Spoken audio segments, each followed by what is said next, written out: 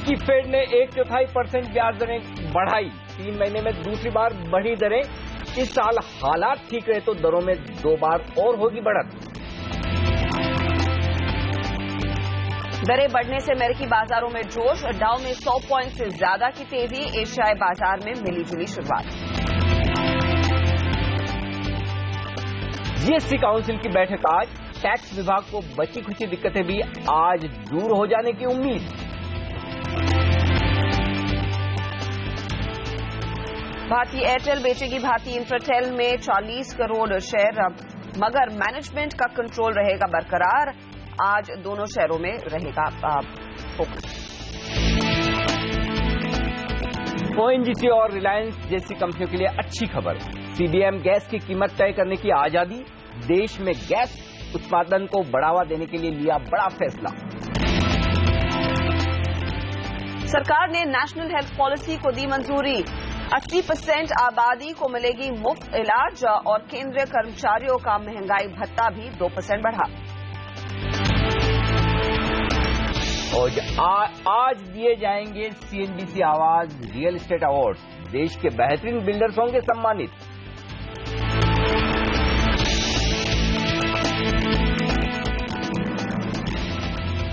Fade ने कल देर रात वही कहा जो दुनिया भर के बाजार सुनना चाहते थे, और अब तैयार हो जाइए आज एक और नए रिकॉर्ड ऊंचाई के लिए। नए रिकॉर्ड पर पहुंचने के बाद क्या हो आपकी स्ट्रेटेजी, इस पर होगा हमारा खास फोकस। नमस्कार, मार्केट काउंटडाउन में आप सबका स्वागत है। मैं हूं अनिल सिंघवी और मैं हर्षिता सावंत। आज अंतर्राष्ट्रीय बाजारों का विश्लेषण करेंगे, साथ ही आपको यह भी बताएंगे कि भारतीय बाजारों में कमाई के मौके कहां दिख रहे हैं। इस पर डिटेल में चर्चा होगी हमारे एक्सपर्ट्स के पैनल के साथ। हम बात करेंगे टेक्निकल पर सदीप वाकले से, और साथ ही साथ अल्टमाउंट कैपिटल के प्रकाश दीवान भी जुड़ेंगे और आपको बताएंगे कि कौन से स्टॉक्स और कितना अग्रेसिव ट्रेडिंग एक्शन आज के बाजार में देखने को मिल सकता है। लेकिन सबसे पहले नजर उस बयान पर जो फेडरल रिजर्व की चेयरपर्सन जेनेट येलेन ने दिया। यूएस फेड ने दरों में 0.25% की बढ़ोतरी कर दी है और अगले पिछले 3 महीनों में ये हमने देखा है दूसरी बार ये बढ़ोतरी हुई है।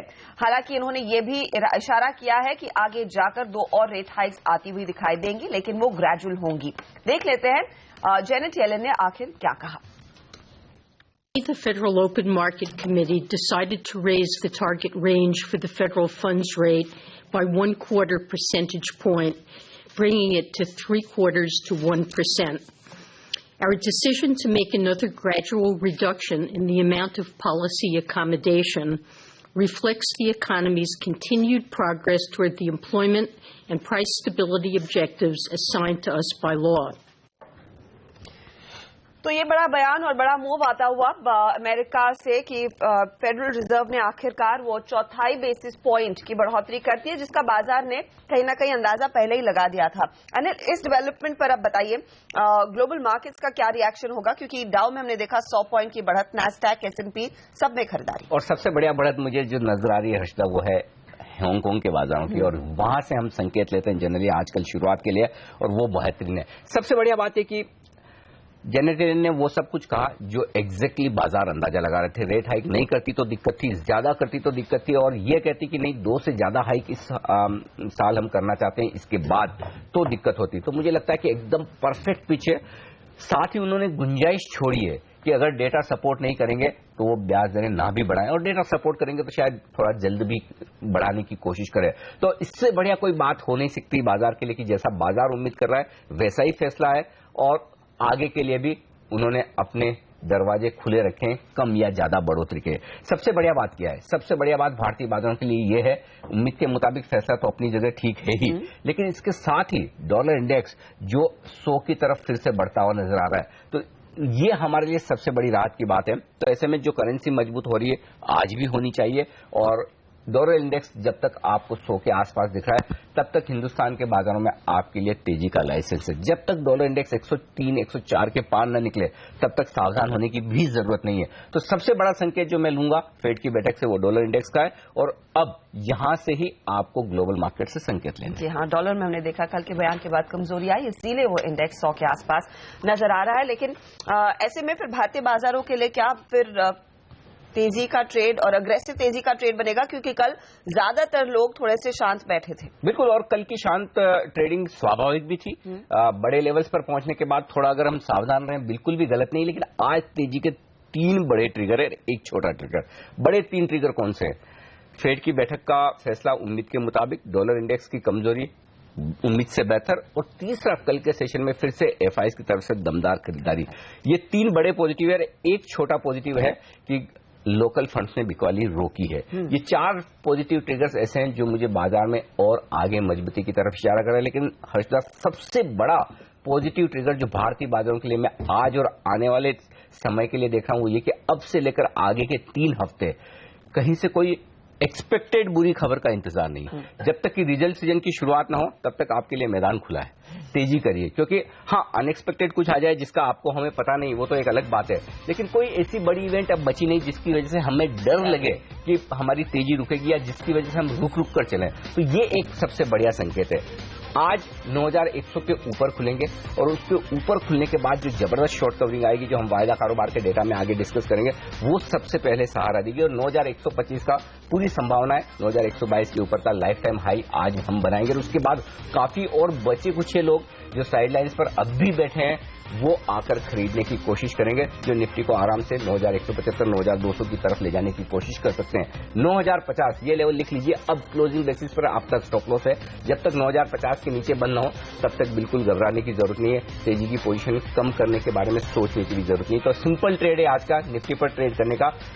9050 का स्टॉप लॉस, टारगेट पहला 9125 का, उसके वहीं पर उसके आसपास खुले, थोड़ा वक्त बिताएंगे, फिर 9175 से 9200 के लेवल की तरफ बढ़ने की कोशिश करेंगे। और असली एक्शन बाजार में जो शुरू होगा इस सीरीज के लिए वो 9200 के पार होगा। और अगर 9200 के ऊपर की क्लोजिंग हमने दे दी आज और कल में तो फिर 9400 के नीचे की एक्सपायरी आपको दिखेगी नहीं। ये साफ संकेत आते हुए दिख रहे हैं। बैंक निफ्टी बिल्कुल वो भी उतना ही मजबूत दिख रहा है जितना निफ्टी, और ऐसे में 21050 के स्टॉप लॉस के साथ बैंक निफ्टी में खरीदारी करनी चाहिए।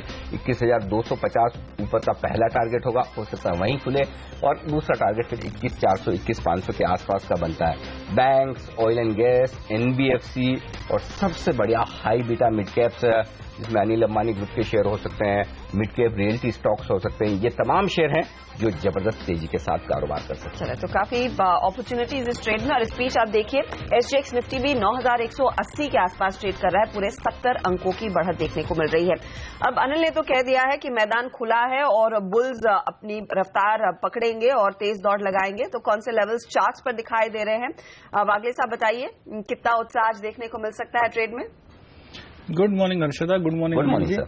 आई थिंक मैंने कल ही आफ्टरनून सेशन में 9230 की बात की थी, मैं उसको मेंटेन करता हूं। 9030 का स्टॉप लॉस होगा। और आप एक्सपायरी की बात करें तो 9350 9400 का मेरा व्यू है। बैंक निफ्टी का रेंज 21000 मुझे नहीं लगता उसके नीचे उसके आसपास भी जाएगा। ऑन द अपसाइड 21600 अगले 2 से 3 ट्रेडिंग सेशन में आ सकता है। ओके, तो ये फिलहाल लेवल्स क्लियरली बायस तेजी की तरफ ही बढ़ता हुआ दिखाई दे रहा है हमारे जानकारों की ओर से भी। लेकिन अनिल, जो आप कह रहे थे एफआईआईज की ओर से खरीदारी के जो आंकड़े हैं वो काफी स्ट्रांग है। कैश मार्केट में हमने देखा है 1150 करोड़ का नंबर, लेकिन इंडेक्स ऑप्शंस में भी मैं देख रही हूँ 1000 करोड़ के ऊपर की खरीदारी। ये इशारा यही कर रहा है कि कॉन्फिडेंस बढ़ रहा है उनका। हाँ, ये बात सही है। और अच्छी बात हर्षदा ये कि कल के सेशन में इतनी बड़ी खरीदारी के आंकड़ों की उम्मीद नहीं थी। परसों तो हमें पता था कि नया हाई बनाया, 9000 के पार निफ्टी खुला है, तो काफी शॉर्ट्स कवर होंगे, काफी साइडलाइन पर बैठे एफआईज खरीदेंगे, हेज फंड्स के स्टॉप लॉसेस ट्रिगर होंगे। तो परसों की खरीदारी भले ही 4000 करोड़ से ज्यादा की थी, लेकिन उससे ज्यादा दमदार खरीदारी मुझे कल की लगती है जो 1141 करोड़ की कैश मार्केट में। और दूसरी बात यह कि सामने वायदा कारोबार में उन्होंने बड़ी बिकवाली नहीं की है। 237 करोड़ के इंडेक्स फीचर्स है और लगभग 380 करोड़ के स्टॉक फीचर्स, तो है बिकवाली लेकिन उतनी ज्यादा नहीं। दूसरा पॉजिटिव क्या है, जनरली एफआईएस की खरीदारी के सामने लोकल फंड सप्लाई देते हैं। आप देखिए लोकल फंड्स में भी आप कल 127 करोड़ की खरीदारी का ही आंकड़ा है। तो इश्यू क्या है, अगर दोनों ही तरह के बड़े इन्वेस्टर्स खरीदें और लोकल ट्रेडर्स जो पहले बड़ी इवेंट के पहले यूपी इलेक्शन के पहले थोड़े हल्के हो चुके थे और उन्होंने अपनी पोजीशन कम की, तो अब ये तीनों तरफ से जो लिक्विडिटी का फोर्स है सबसे बड़ा कंफर्ट ये देता है कि ये बाजार को नीचे नहीं जाने देगा और बाजार किसी भी अहम लेवल को तोड़ेगा नहीं। तो जब आपको नीचे की रिस्क पता हो कि इस लेवल के नीचे जाएगा नहीं, तो फिर तेजी करने का मजा है। और वो लेवल बहुत साफ नजर आ रहा है कि अब इस वक्त बाजार 9000 के नीचे जाने को तैयार नहीं, एक डिसाइसिव ब्रेकआउट 9000 के ऊपर का मिल चुका है। तो अब सिर्फ आपको ये देखना है कि धीमे धीमे अपसाइड कितनी बनती है। दूसरा, जिन ऑप्शंस की बात आपने की 1025 का, ये जरूर कहूंगा उस ऑप्शन में एफआईज की तरफ से जरूर पुट ऑप्शन में खरीदारी हुई। तो वो क्या कर रहे हैं, कैश मार्केट में खरीद रहे हैं और थोड़ी सी वायदा कारोबार में पुट खरीद कर हेजिंग कर रहे हैं। तो बजाय सीधे दमदार इंडेक्स फ्यूचर्स में बिकवाली करें, उसके बजाय पुट ऑप्शन खरीदें, तो ये सिर्फ हेजिंग या कॉशियस होने का उनका व्यू है। लेकिन ओवरऑल इन डेटा के दम पर जो मुझे नजर आता है, कैश मार्केट के डेटा पर फोकस करिए। कैश मार्केट में दोनों तरह के इन्वेस्टर्स खरीद रहे हैं और जो इन्वेस्टर्स लोकल इन्वेस्टर्स हैं, जो इन दोनों ही डेटा में कैप्चर नहीं होते हैं, पीएमएस का पैसा होता है, एचएनआई ट्रेडर्स है, वो भी अब दमदार खरीदारी करेंगे। तो लिक्विडिटी जो है वो बाजार को और ऊपर ले जाने वाली है, इसमें कोई शक नहीं होना चाहिए। लेकिन जिस तरह की पोजीशंस लार्जली देखने को मिली है, अनिल, यहाँ से आगे वायदे बाजार की ओर से क्या इशारा है? आपने ऑफकोर्स कहा कि 9400 की एक्सपायरी की उम्मीद करनी चाहिए, लेकिन किस तरह का सेटअप और बिल्टअप देखने को मिल रहा है? 9400 की एक्सपायरी के लिए चाहिए कि 9200 के ऊपर की एक क्लोज मिले, उसके बाद। अदरवाइज अब सबसे बड़ा लेवल ऊपर की तरफ जो है वो 9200 का है, वहां पर हम थोड़ा रुकेंगे, थोड़ी प्रॉफिट बुकिंग आएगी। लेकिन हर्षदा, आज के लिए सबसे अहमियत वाला लेवल है 9100 का, जिसके बहुत ऊपर खुलने के संकेत है। क्योंकि 9180 अगर एसडीएक्स दिख रहा, हालांकि मुझे नहीं लगता कि उतना ज्यादा ऊपर खुलेंगे, हम शायद 9125 9140 की रेंज में कहीं खुलते हुए नजर आए। लेकिन वहां पर खुलने के बाद भी एक जो बड़ा काम होगा आज बाजार में, वो ये होगा कि 9100 के कॉल्स पर 47 लाख शेयरों का ओपन इंटरेस्ट खड़ा है। 47 लाख शेयर कॉल बिके हुए हैं, ये मंदी की पोजीशन बनी हुई है। और आज के बाद मंदी करने वालों को कोई डाउट नहीं होना चाहिए कि अब अगले 2-3 हफ्ते भगवान भरोसे उन्हें कोई नेगेटिव खबर आ जाए और उसकी वजह से बाजार गैप से नीचे खुल जाए तो अलग बात है। बाकी उन्हें और कहीं से सहारा नहीं मिलने वाला है, न उन्हें यूपी इलेक्शन से सहारा मिला है, न फेड से सहारा मिला है। तो अब उन्हें डिसाइड करना है कि मंदी में रहना है या तुरंत मंदी काटकर पोजीशन रिवर्स करके तेजी करें जिससे पैसा बने। तो सबसे बड़ी दिक्कत आज उन कॉल राइटर्स के लिए जिन्होंने 9100 पर इतनी बड़ी पोजीशन बनाई, और मुझे लगता है जहां खुलेंगे वहीं से सबसे पहले ये कॉल राइटर्स अपनी शॉर्ट पोजीशन को कवर करने आएंगे, जो बाजार को ऊपर ले जाएगी। अच्छी बात एक और क्या है कि इस इवेंट के पहले बाजार में कोई बड़ी पोजीशन तेजी की नहीं बनी, उल्टा पुट ही खरीदे गए, तो ये और एक अपसाइड की ओर इशारा करता। तो ऐसे में बहुत संभावना है और बहुत जल्दी हम 9175 9200 की तरफ पहुंचे। कल के सेशन में एक और आंकड़ा अहमियत वाला है, बड़े दिनों बाद, पिछले 3 सेशन के बाद पहली बार ऐसा हुआ है कि स्टॉक फ्यूचर्स में दमदार पोजीशन बनी है, जिस आंकड़े को मैं जनरली डिस्कस नहीं करता, लेकिन 5.5 करोड़ शेयर स्टॉक फ्यूचर्स में ऐड होते हुए दिखे। यानी कि अब धीमे धीमे पोजीशन स्टॉक्स में भी बनती हुई नजर आ रही है, ट्रेडर्स का इंटरेस्ट और बढ़ेगा, ये संकेत साफ है। तो अल्टीमेटली आज इतने गैप से खुलने के बाद आपका बेस जो कल 9000 से 9050 पर शिफ्ट हुआ, हो सकता है आज की क्लोजिंग के बाद 9100 पर शिफ्ट हो जाए। आज क्लोजिंग के लिहाज से जो सबसे अहमियत वाला लेवल है वो है लाइफ हाई के ऊपर क्लोज, यानी कि 9120-25 के ऊपर अगर आपको आज क्लोजिंग मिलती है तो फिर आप ये समझ लीजिए कि इसी हफ्ते हो सकता है कल ही तक आप 9200 को भी क्रॉस करें और उसके बाद जो हम एक्सपायरी के टारगेट रख रहे हैं वो आते हुए दिखे। तो एकदम साफ है, बहुत गैप से खुल जाए 25-50 पॉइंट निफ्टी, अगर किसी वजह से आपको करेक्शन मिले तुरंत खरीदारी कीजिए। बाय ऑन डिप्स का मार्केट है, बाजार बड़ी ऊपर और ऊंचाई की तरफ जाने के लिए तैयार होता दिख रहा है। नई ऊंचाई की तरफ बाजार बढ़ता हुआ साफ दिखाई दे रहा है, उसमें दो राय नहीं है। हम लेंगे इसी के साथ एक छोटा सा ब्रेक, आगे प्रकाश दीवान की राय लेकर आएंगे बाजार पर और खासकर फोकस रहेगा स्टॉक्स पर। आज के वो कौन से टॉप 5 स्टॉक्स हैं जिस पर आपकी नजर होनी चाहिए ट्रेड के दौरान, बताएंगे आपको इस छोटे ब्रेक के बाद।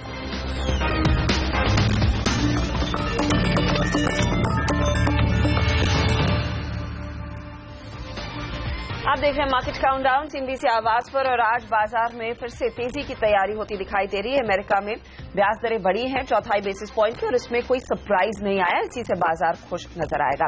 ऐसे में निफ्टी में आपके लिए कौन से लेवल्स इंपॉर्टेंट हैं, निफ्टी पर 5 बड़े जानकारों की राय अब आपकी स्क्रीन पर आती हुई। सबसे पहले विकास सालुंखे की राय निर्मल बैंक सिक्योरिटीज के, ये कहते हैं निफ्टी में खरीदारी ही करके चले, स्टॉप लॉस रहेगा 9020 पर, टारगेट इन्होंने दिया है 9170 का। प्रिसीजन इन्वेस्टमेंट्स के किरण जाधव निफ्टी खरीदना चाहते हैं 9110 के ऊपर और उसके ऊपर ही खुलेगा 9060 का, तब लगा लीजिएगा स्टॉप लॉस 9200 के लक्ष्य के लिए। वहीं चोकसी सिक्योरिटीज के हेमेंद्र कपाड़िया ने इनफैक्ट कहा है कि 9090 के लेवल्स दिखते हैं तो निफ्टी में बिकवाली कर लेनी चाहिए। 9050 के टारगेट ये दे रहे हैं और 9100 10 का स्टॉप लॉस। ओके, तो लगता है आज उनके स्टॉप लॉस के लेवल के ऊपर ही खुलेगा तो फिर शायद ये ट्रेड ना बने। लेकिन अनुज दीक्षित खरीदना चाहते हैं निफ्टी 9180 के लक्ष्य के लिए, 9020 उनका स्टॉप लॉस है। और पांचवा कॉल है मानव चोपड़ा की ओर से, मोनाक नेटवर्थ के। ये कह रहे हैं 9240 के टारगेट के लिए तेजी करें, स्टॉप लॉस 9120 का रखें। तो 5 में से 4 एक्सपर्ट्स हैं बुलिश और 5वें एक्सपर्ट जो हेमन कह रहे हैं बेचने की राय, वो भी उनके स्टॉप लॉस के ऊपर ही खुलने की संभावना। तो ये समझ लें कि 4 में से 4 ही एक्सपर्ट बुलिश कॉल दे रहे हैं और एक लेवल साफ है नीचे की तरफ सपोर्ट का, और वो है 9050 का। 9050 के नीचे जाएगा नहीं, उसे स्टॉप लॉस समझे। 9120 ये पहला लेवल है और उसके पार निकले तो 9175 9200 की रेंज में पहुंचेंगे, ये मानना है हमारे 5 के 5 एक्सपर्ट्स का। तो खरीदारी की राय सब तरफ से। लेकिन देख लेते हैं कौन से हैं वो टॉप 5 स्टॉक्स जहां पर आज खबरों के दम पर दिखने वाला है एक्शन।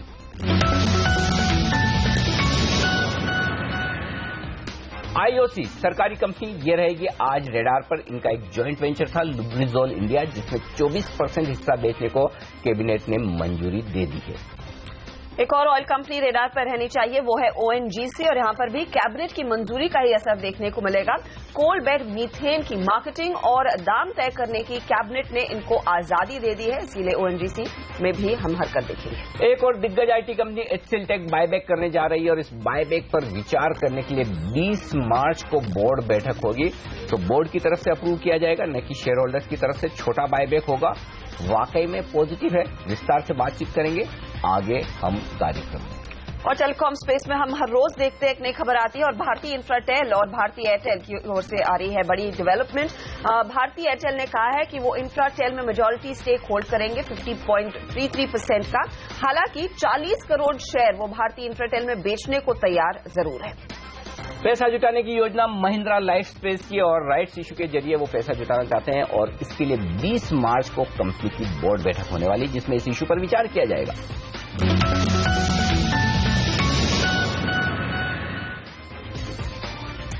हमारे एक्सपर्ट हमारे साथ है संदीप वागले साहब, बहुत बुलिश है, बड़े बड़े लंबे लंबे टारगेट देने निफ्टी और बैंक निफ्टी पर। और अब है हमारे साथ प्रकाश दीवान जी भी। सर, आप दोनों में कंपटीशन है, कौन ज्यादा तेजी में है ये बताइए। तो जिस हिसाब से एसजीएक्स निफ्टी है तो एनेट एलन ने इनका तो काम कर ही दिया आज।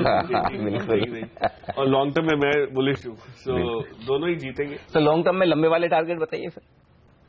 टारगेट देना, इनफैक्ट हम परसों बात कर रहे थे अर्शद अहमद के साथ शाम वाले दोपहर वाले हम 10,000 की बात कर रहे हैं। 10,000 कब आ सकता है, तो ऐसे अटकलें लगाना तो बहुत आसान है, बट फंडामेंटली मार्केट जिस ट्रेंड में जा रहा है, आई डोंट थिंक 10,000 भी कोई मायने रखे। तो 9,200 पे आज आप हैं, 10% ही ऊपर चाहिए आपको। तो मार्केट ने 7,900 से जब यहां तक इतना रफ्तार, तेज रफ्तार में जब किया है और अब पॉजिटिव ज्यादा दिख रहे हैं, तो आई डोंट थिंक 10,000 कोई बहुत मायने रखेगा। 10,000 के ऊपर अब कितना सस्टेन करता है, ये क्या चीजें चलती हैं, and I think this time around sector rotation बहुत तगड़ा होगा। जो चीजें जो पहले चली हैं वो अब काफी हद तक भूल जाएंगे, तो दिल भी कमबैक ऑफ सॉर्ट। जैसे फार्मा है, मुझे लगता है मतलब एब्सोल्यूट जिसको कहते हैं वो टर्न अराउंड वाली स्टेज पे है, मेकओवर होना शुरू हो चुका है, तो अब पॉजिटिव चीजें आना शुरू होंगी। और यूएस एफडीए को लेके जो चिंताएं थी या हिंदुस्तान के नेशनल हेल्थ इसकी पॉलिसी को लेके थी, सभी में आप देखें तो पॉजिटिव ही झलक रहा है। मेरे हिसाब से वो मार्केट ने कैप्चर पूरी तरह नहीं किया। आईटी हो सकता है उसके बाद हो, अभी तो नहीं है, लेकिन फार्मा में तो डेफिनेटली मुझे काफी पॉजिटिव दिख रहा है, इंफ्रा में दिख रहा है, कैप गुड्स में दिख रहा है। अब ये चीजें पिछले साल तो चली नहीं है, तो नए नाम आके आपको 10,000 की तरफ तो ले ही जाएंगे। लेकिन फिलहाल एक कंसोलिडेशन या प्रॉफिट बुकिंग का माहौल भी बन रहा है, मोर स्टॉक स्पेसिफिक, क्योंकि अच्छे खासे रनअप देखे हमने जो स्टॉक्स रिकमेंड करते आए हैं। 2 हफ्ते में एक स्टॉक का जिक्र हमने किया था इसी शो पे, 176 के आसपास था, वो 235 का हाई 10 दिन में लगा गया, ताल एंटरप्राइज।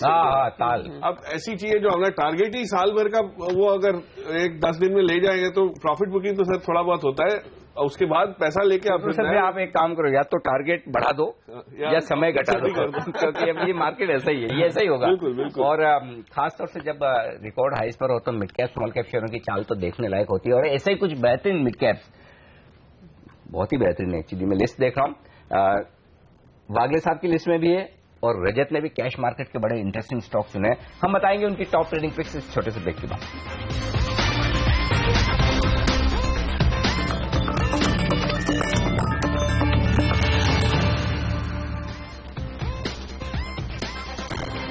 आप देख रहे हैं मार्केट काउंटडाउन और हमने आपको बताया कई ऐसे ट्रिगर्स हैं जो भारतीय बाजारों को अब नई ऊंचाई की तरफ ले जाएंगे और सस्टेनेबल वो तेजी बनती दिखाई देगी। लेकिन सवाल यही है कि कौन से स्टॉक्स लीड करेंगे उस मूव को, और आज की ट्रेडिंग पिक्स हम समझते हैं।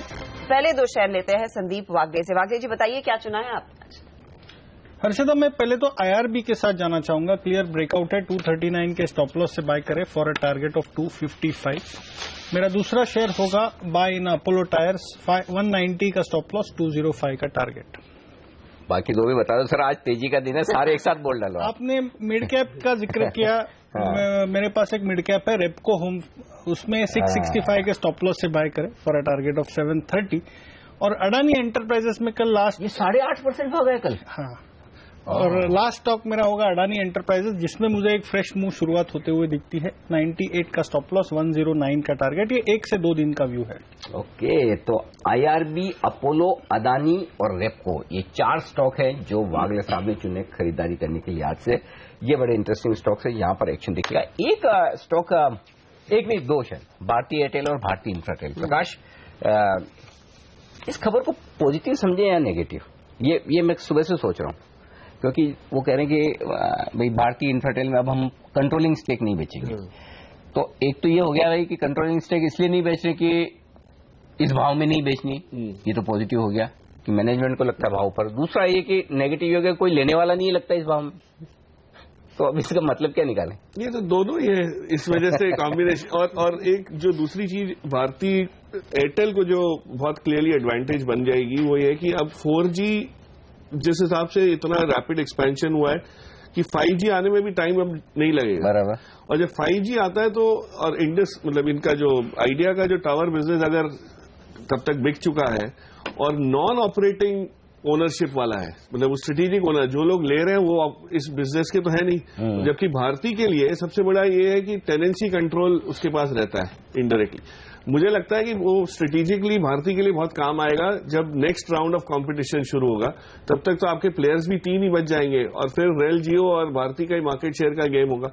तो I think they will not sell so cheap, एक चीज है। तो शेयर दोनों बढ़ने चाहिए, घटने चाहिए? इंफ्राटेल एटलीस्ट पहले बढ़ेगा, हाँ पहले बढ़ेगा। भारतीय एयरटेल को थोड़ा सा लॉन्गर टर्म इम्पैक्ट है। अभी तो नुकसान दिख रहा है कि भाई पैसा आना था वो आया नहीं। बट आपको एक चीज नोट की होगी, कल एक रिपोर्ट निकली है कि ग्लोबली साउथ अफ्रीका में सबसे ज्यादा स्पीड्स इंटरनेट की है। और अच्छा। हाँ, अब साउथ अफ्रीका कैसे हो गया? और भारती ने वहां भी काम किया हुआ है, ये नहीं टाटा ने काम किया हुआ है, कई इंडियन कंपनीज, नियोटेल व्योटेल का जो आपने देखा है। तो इस टाइप का जब इंफ्रास्ट्रक्चर होता है तो रियलाइजेशन और मार्जिन आपके बहुत स्ट्रांग रहते हैं जब यूसेज इतना हाई होता है, क्योंकि जो भी यूज कर रहा है फास्ट करेगा। It is a duration that matters. सही बात है। तो मैं अगर 1 मिनट के लिए भी यूज कर रहा हूँ और इतना डेटा उसमें चेंज हो रहा है, गोल गोल गोल गोल घूमते रहता है, बोर कर देता है। नहीं, डेटा रियलाइजेशन नहीं आपके आते, डेटा ट्रांसफर ही नहीं होता, तो आप क्या करेंगे, कमाएंगे कहां से? तो ये सब चीजें जो हो रही है उसमें I think the tower business will be very critical. इसलिए उसको इतनी आसानी से वो छोड़ेंगे नहीं, प्रीमियम नहीं मिलेगा तो क्यों बेचेंगे जब ऐसे मौके पर। तो शेयर को भी इस समय राइट ऑफ नहीं करना चाहिए। In fact Bharti might make a comeback, Bharti का शेयर जो है वो उसमें, बट इंफ्राटेल में तो डेफिनेटली आई थिंक स्ट्रेंथ, और ये बॉटमिंग आउट हो ही चुका है, हमने देखा ही है अच्छा खासा बॉटमिंग आउट। इनफैक्ट आपने मिक्स क्यूज की बात की तो मैं टेक्नोलॉजी के बारे में सोच रही थी अनिल, क्योंकि रुपया देखिए अब जिस तरह से मजबूत हो रहा है और आज डॉलर के लिए जो क्यूज है ऑफ कोर्स यहाँ पर और मजबूती रुपए में ही देखने को मिलेगी। तो आईटी कंपनियों के लिए एक नेगेटिव है, लेकिन HCL टेक की जो खबर है कि बायबैक पर विचार करेंगे वो शायद थोड़ा सा अब एक्शन डाल सकती है स्पेस में।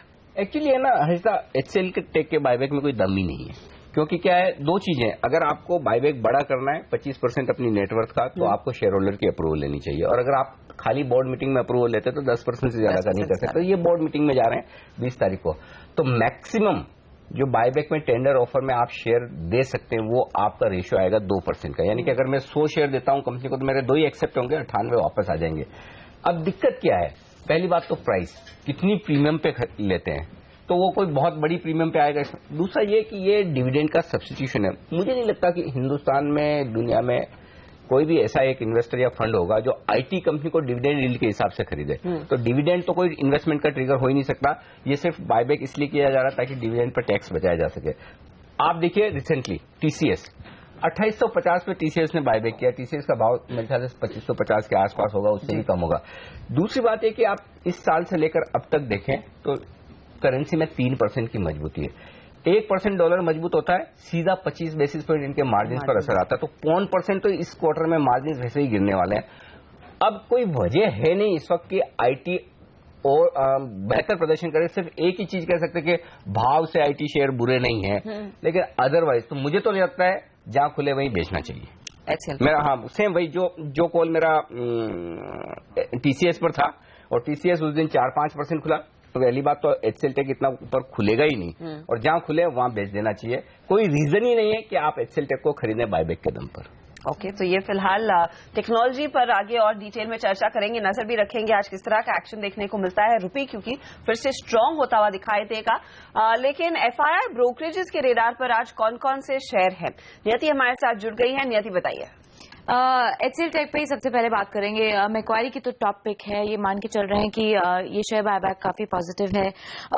साथ साथ में इनका कहा है कि कंपनी बहुत संतुलित स्ट्रैटेजी अपना रही है, किसमें एक तो पे आउट में और मर्जर एंड एक्विजिशंस पर जो इन्वेस्टमेंट कर रहे हैं वो पिछले 12 महीने में इन्होंने $1 बिलियन का एक इन्वेस्टमेंट किया, और साथ साथ में इनका जो क्वार्टरली डिविडेंड है जो कि ₹6 प्रति शेयर का दे रहे हैं। 40% पे आउट रेशियो, अगर शेयर धारकों से इनको मंजूरी नहीं भी मिलती है तो भी 10% का बायबैक करेंगे, और अगर मिल जाती है तो 25% तक की एक बायबैक ला सकते हैं। टॉप पिक है इनका आईटी स्पेस में, इनको निवेश करने की आपको सलाह दे रहे हैं मैक्वारी। तो यूनाइटेड स्पिरिट्स पर कल एक खबर आई थी, कर्नाटका बजट में वैट तो हटा दिया गया है, लेकिन एडिशनल एक्साइज की ड्यूटी लगाई गई है, और ये काफी तगड़े तौर पर लगाई गई है। पूरा का पूरा जो फायदा वैट के घटने से मिलना था वो पूरा का पूरा ऑफसेट हो गया है। 2 स्लैब पे लगे हैं, 10 से 16% तक का हाइक है। कल जब ये खबर आई तो ऑब्वियसली ये पॉजिटिव मानी गई थी, लेकिन आज जब इसकी की डिटेल्स देखी गई तो ब्रोकरेजेस इसको डाउनग्रेड कर रहे हैं। 4 से 5% का इनको एक प्राइस हाइक करना पड़ सकता है यूनाइटेड स्पिरिट्स को, गोल्डमैन सैक्स का ये मानना है। सीएलएसए डाउनग्रेड कर रहा है, अंडर परफॉर्म से इसकी रेटिंग घटा के सेल यानी आपको बिकवाली करने की सलाह दे रहे हैं। 2100 का इनका लक्ष्य है, 8% तक का डाउनसाइड यहां पर देख रहे हैं। वी एंटरटेनमेंट में सीएलएसए निवेश करने की सलाह बरकरार रख रहा है। टारगेट प्राइस इनका ₹580 का है। 10% की मौजूदा भाव से तेजी हो सकती है। अब जो एड की जो स्पेंडिंग होगी वो नॉर्मलाइज होती हुई नजर आएंगी। FY18 में फोकस कर रहे हैं अपने फ्लैगशिप चैनल जी टीवी पर उसकी व्यूअरशिप को बढ़ाने पे, और स्पोर्ट्स बिजनेस का जो सेल हुआ है वो बूस्ट करेगा प्रॉफिट्स को और पे आउट को। ₹580 के आपको निवेश करना चाहिए, सीएलएसए का मानना है। बैंक ऑफ बड़ौदा पे डॉइचे बैंक पॉजिटिव है, निवेश करने की आपको सलाह दे रहे हैं। टारगेट प्राइस इनका ₹205 का है। 23% की मौजूदा भाव से आपको ये शेयर तेजी दिखा सकता है अगले 12 महीने के दौरान। जितनी भी एनपीए की दिक्कतें थी वो बहुत हद तक काफी ज्यादा मिटिगेट हो गई हैं, खत्म हो गई हैं। निम्स के प्रेशर जो हैं वो थोड़े से सस्टेन करते हुए नजर आएंगे। मैनेजर ने एक्सपेक्ट कर रहा है रिटर्न ऑन इक्विटी देंगे 15% की FY19 में, इसे निवेश करने की आपको सलाह दे रहे हैं। ₹205 के लिए आपको बैंक ऑफ बड़ौदा में निवेश करना चाहिए। डॉइचे बैंक ही आज कंज्यूमर स्पेस पर काफी ज्यादा पॉजिटिव है, अपग्रेड कर रहे हैं HUL को, कोलगेट को, इमामी को, और इसको अपग्रेड करके रेटिंग इन्होंने बाय की कर दी है। 15 से 17% एक अपसाइड देख रहे हैं, यानी तेजी देख रहे हैं अगले 12 महीने के दौरान। Jubilant, Titan, ITC, HUL, Nestle और GS की कंज्यूमर इनके टॉप पिक्स में शामिल है कंज्यूमर स्पेस में। ओके, ढेर सारे स्टॉक्स हैं जहां पर रिपोर्ट्स है, और इनमें 2-3 बड़ी इंटरेस्टिंग रिपोर्ट्स दिख रही है, और सबसे ज्यादा इंटरेस्टिंग मुझे जो दिख रही है वो है यूनाइटेड स्पिरिट्स यानी कि मैकडॉवेल, जिस पर बड़ी चैनल चेक और रिसर्च करते हैं प्रकाश दीवान। बात करेंगे उनसे इस स्टॉक पर इस ब्रेक के बाद।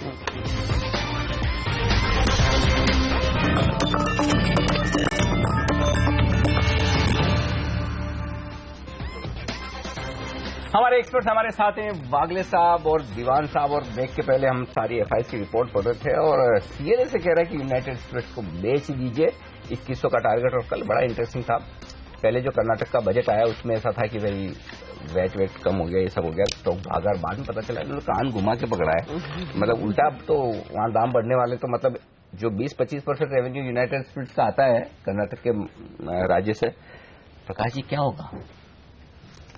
नहीं, तो इसमें यूनाइटेड स्पिरिट्स को सिर्फ एक राज्य की वजह से इतना उतार चढ़ाव आते रहते हैं। हमने बिहार में देखा, फिर बीच में केरला में प्रोहिबिशन वापस हट जाएगा उस उम्मीद में देखा, तो ये बड़ा इंटरेस्टिंग है। जबकि इनकी पैन इंडिया जो सेल्स है वो इम्पैक्ट हुई नहीं है पिछले 3 क्वार्टर से। अगर आप वो देखें, और सेल्स इसलिए इम्पैक्ट नहीं हुई इन वैल्यू टर्म्स क्योंकि ये प्रीमियम प्रोडक्ट्स बेचना शुरू कर बोले, कम बेचेंगे लेकिन अच्छी चीज बेचेंगे। यूनाइटेड स्पिरिट्स के साथ वही हो रहा है जो मारुति के साथ ऑटो कार्स में हुआ है। आप मारुति को ऑल्टो और 800 की वजह से जानते थे, आज आप उसको सियाज और ब्रेजा की वजह से जानते हैं। इसको आप जानते थे एंट्री लेवल मैकडॉवेल नंबर 1 की वजह से, जो सबसे प्राइस पॉइंट में रीजनेबल मानी जाती थी। अब जो इनकी दारू बिकती है वो सारी 850 और 1000 की जोन में ज्यादा है। मतलब मैं ये नहीं कह रहा कि छोटी वाली कम वाली नहीं बिकती है, बट जो प्रीमियम एफर्ट इन्होंने प्रीमियमाइजेशन की तरफ किया उसके रिजल्ट्स तो अब आपको दिखेंगे। तो आई डोंट थिंक ये इससे कोई डरने की जरूरत नहीं। नहीं, जो हाईवे के बैंड्स वाला मामला है वो इसको तो इम्पैक्ट करेगा ही नहीं, क्योंकि अब उस सेगमेंट से ही लोग हट रहे हैं। ये आप देखिए कल जो कौन से स्टॉक गिरे थे, जो दूसरे जो गिरे थे छोटे वाले, उसमें ज्यादा गिरावट आई थी क्योंकि उनको मार पड़ेगा। जहां प्राइस पॉइंट सेंसिटिविटी ज्यादा है सर, कि प्राइस की वजह से माल बिकता है या घटता है सेल, इसको ये लेते वक्त आप दारू का भाव थोड़ी देख के लेते हैं या सिगरेट का भाव थोड़ी देख के लेते हैं। सो पॉइंट इज कि as a consumer it's a very different mindset, as an investor अलग माइंडसेट रखते हैं। बिल्कुल ठीक बात है। और ये आपकी चैनल चेक है। वागले साहब चार्ट चेक बता दीजिए, क्या ये एक्सपीरियंस बोल रहा था? ऑफकोर्स देखिए चैनल चेक का एक्सपीरियंस एक मिनट प्रकाश दीवान जी का फोटो देखिए। आप देखिए ना, इसने सफेद बाल से ज्यादा और क्या सबूत चाहिए एक्सपीरियंस? बीते हो गए सफेद बाल। अच्छा, टेक्निकली कल 2320-25 हाई बनाकर घूमा है, शॉर्ट है ये। CLSA का जो 2100 का टारगेट है वो शायद आ सकता है, तो मैं शॉर्ट टर्म में बहुत तेजी में नहीं हूँ। तेजी तो नहीं करनी, नहीं, लेकिन मीडियम टर्म में मतलब कुछ महीनों की बात करो तो 2500-2600 का मेरा व्यू है। तो अगर 2100 2150 मिलता है तो बाइंग वाला मौका होगा। मतलब आप दोनों बाल सफेद नहीं हुए, लेकिन आप दोनों गिरने नहीं रही है। आप दोनों गिरने, आप चाहते हैं कि ये आप दोनों के इंटरेस्ट में कि ये कंपनी चलती रहे। एक और स्टॉक है जिस पर इनफैक्ट हम कल बाजार बंद होते होते भी बात कर रहे थे, वो है सेंचुरी टेक्सटाइल। एक अच्छी तेजी बनती दिखाई दी थी और आज वो डेवलपमेंट आ रही है और नेटवर्क 18 के सूत्र हमें ये बता रहे हैं कि पेपर बिजनेस को से एग्जिट करने की तैयारी है और उस पेपर बिजनेस का वैल्यूएशन करीब 5000 करोड़ का भी आंका जा रहा है। प्रकाश, ये कितना बड़ा वैल्यू अनलॉकिंग होती हुई दिखाई देगी अगर वाकई में उस तरह के वैल्यूएशंस मिलते हैं इनको? बहुत बड़ी। और ये तो शुरुआत है। इस कंपनी का बहुत बड़ा एक एसेट बेस जो है वो है रियल एस्टेट, जो लीज्ड आउट है। 2 टावर ऑलरेडी बॉम्बे में जो इनके हैं, 2 टावर फिट आउट चल रहे हैं, वो 6 महीने जून तक एक्सपेक्टेड है कि वहां भी रेंटल्स आना शुरू हो जाएंगे। और ये जो इनका जो 2,65,000 टन पर ईयर का जो प्रोडक्शन है, ये कई बड़ी पेपर कंपनी से भी ज्यादा है। TNPL ले लीजिए, आप इस टाइप के शेषाशाही पेपर ले लीजिए, उन सब से भी ज्यादा है। तो सेंचुरी टेक्सटाइल बोलते हैं लेकिन है तो पेपर का बिजनेस इतना ल्यूक्रेटिव। और पेपर में एंट्री बैरियर हर्षद इतने ज्यादा हो चुके हैं। आपने देखा बिल्ट के साथ क्या हुआ, कल TNPL ड्रॉट की वजह से ठंडा पड़ गया। तो a lot of Japanese players and foreign players want to get into this segment. तो इसकी डिमांड तो इतनी रहेगी, ये जो इसको डाइवेस्ट करेंगे तो बहुत अच्छी वैल्यू मिलेगी। एंड कंपनी के लिए अगर आप मैप देखें तो वैल्यूएशन जो है ये 1250-1300 तक आराम से इसके बलबूते ही जा सकता है, हो जाए।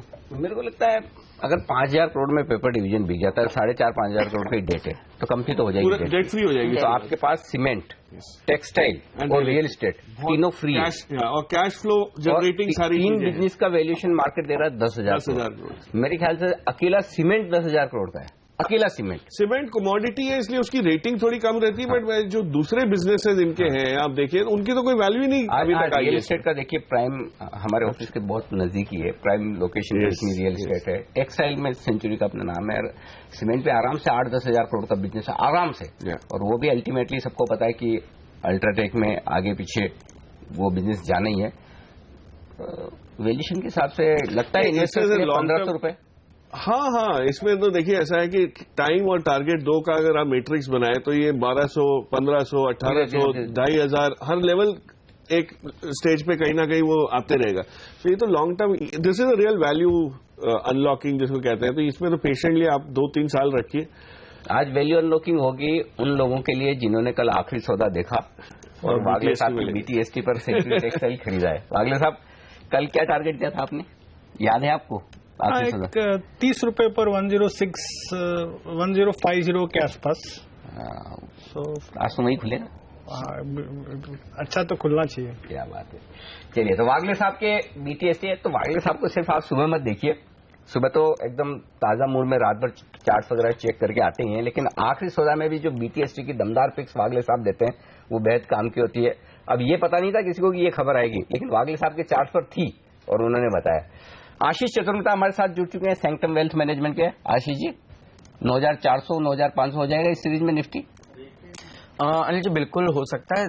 बहुत स्ट्रांग एक मोमेंटम मार्केट के अंदर बन चुका है और जिस तरह से अब 9000 के आसपास एक कंसंट्रेशन था कॉल राइटिंग का, वो कॉल राइटर्स कहीं ना कहीं काफी स्टक हो चुके हैं और मुझे लगता है वहां पर एक सिग्निफिकेंट कवर अप पोजीशंस का होते हुए देखने को मिलेगा। 9300 9350 तो मुझे लगता है बहुत ही जल्द बाजार के अंदर में देखने को मिल सकता है। ऑन डाउन साइड अब मुझे लगता है कि 8980 9000 एक बहुत स्ट्रांग बेस बाजार के लिए बन चुका है। तो जो रेंज है वो शिफ्ट हो चुकी है, 9000 के आसपास लोअर लेवल्स की एक रेंज बन चुकी है और ऊपर में जैसे आप बोल रहे हैं 9350 9400 के लेवल्स बाजार में देखने को मिल सकते हैं। पोजिशनली तो मुझे लगता है क्योंकि हम एक ऑल टाइम हाई टेरिटरी में जा रहे हैं और after a significant consolidation last 2-3 साल की कंसोलिडेशन के बाद ये मूव हमें देखने को मिल रहा है। तो मुझे लगता है कि अब आने वाले दिनों में इससे भी बड़े लेवल्स हमें बाजार के अंदर देखने को मिल सकते हैं। वाह, तो बड़े बड़े टारगेट्स आ रहे हैं हमारे एक्सपर्ट्स की तरफ से। तेजी में रहिए, ये आपके लिए साफ मंत्र है इस वक्त। क्या रजत बॉस का भी यही मंत्र है? कौन से स्टॉक्स उन्होंने चुने बताने वाले हम आपको ब्रेक के बाद, और वायदा कारोबार के ट्रेडर्स के लिए भी आशीष की बेहतरीन पिक्स आपको बताने वाले हैं। तो ब्रेक के बाद भी हमारे साथ बने रहिएगा।